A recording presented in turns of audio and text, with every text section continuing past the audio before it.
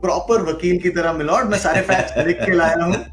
If it may please the court, 75वें over की दूसरी गेंद पर जैक लीच अपील करते हैं अजिंक्य रहाणे के खिलाफ। कैच होता है, अंपायर कहते हैं नहीं, आउट नहीं है। रिव्यू लिया जाता है, रिव्यू में दिखता है कि अल्ट्रा एज पर दिख रहा है बॉल जा रही है और यहाँ फ्लैट लाइन है। कुछ देर बाद जो रूट को हम देखते हैं वो कहता है अरे पीछे तो देखिए, पूरा मोशन देखा ही नहीं आपने। जब उन्होंने पीछे देखा तो ग्लव को लग कर जा रही थी बॉल।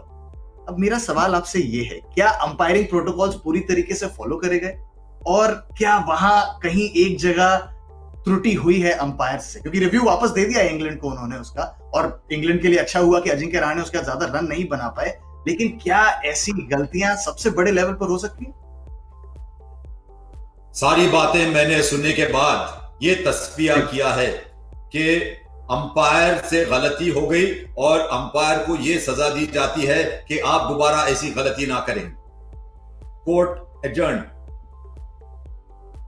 नहीं, सचमुच प्रोटोकॉल ये होता है कि जब आप थर्ड अंपायर के पास जाते हैं, थर्ड अंपायर आपने कभी कभी देखा होगा जब बैट पैड नहीं होता तो एलबीडब्ल्यू चेक करते हैं, क्योंकि ये प्रोटोकॉल ये है कि जब थर्ड अंपायर के पास जाता है ऐसे ना लगे कि भाई आपने बैट पैड पे जज किया लेकिन भाई एलबीडब्ल्यू था वो, कि सब दुनिया को नजर आ रहा है ये एलबीडब्ल्यू लेकिन आपने ये चेक नहीं किया। तो प्रोटोकॉल ये होता है कि आप सारे मेथड्स देख लो। उन्होंने बॉल कहां पिच हुई वो भी देखा, इतनी लेक्सन के बाद पिच हुई थी वो भी चेक किया उन्होंने, लेकिन ये नहीं चेक किया कि गेंद जब ऊपर जा रही थी, ग्लव को लेके गई, जब अपील हुई, अपील उसी के लिए हुई थी, अपील इनसाइड एज के लिए नहीं हुई थी। तो रूट कह रहे हैं उनको कि भाई ऊपर जाते समय ग्लव को लेके गई है। मुझे ये समझ नहीं आया कि बहरहाल थर्ड अंपायर से गलती हुई, उनको चेक करना चाहिए था, लेकिन ऑन फील्ड अंपायर को दोबारा कहना चाहिए था भाई ऊपर जब जा रही है गेंद वो भी आप चेक करो। और मैं थोड़ा ज्यादा पोलाइट हो गया, रूट को कहना चाहिए था कि नहीं आप ऊपर चेक करें। वो क्या बातचीत हुई वीरेंद्र शर्मा और जो रूट की मुझे तो नहीं पता, लेकिन गलती हुई और गलती मान भी ली जब उन्होंने कहा कि आप रिव्यू नहीं गवाएंगे। जब आपने कहा कि रिव्यू नहीं गवाएंगे, क्योंकि स्ट्रिक्टली स्पीकिंग अगर अंपायर्स वर्ड इज फाइनल, अगर आप कहते हैं अंपायर ने नॉट आउट दिया तो आपका रिव्यू आपको रिटर्न नहीं करना चाहिए था। इसका मतलब आपने एक्सेप्ट किया कि थर्ड अंपायर की गलती थी। तो अगर अजिंक्य रहाणे 200 रन करते, आप क्या कहते उनको? सॉरी 140 रन गलती की वजह से नहीं। तो या तो आप कहें कि नहीं अंपायर वर्ड इज फाइनल, लेकिन आपने मान लिया कि अंपायर से गलती हुई, तो मुझे लगता है या तो थर्ड अंपायर की तो गलती हुई, लेकिन ऑन फील्ड अंपायर को भी मुझे मेरी राय है कि बताना चाहिए था कि आप ये भी चेक करें। क्योंकि आप देखें कि जब ओरिजिनली थर्ड अंपायर ने नॉट आउट कहा, फिर दोबारा बातचीत हुई अंपायर और थर्ड अंपायर के बीच।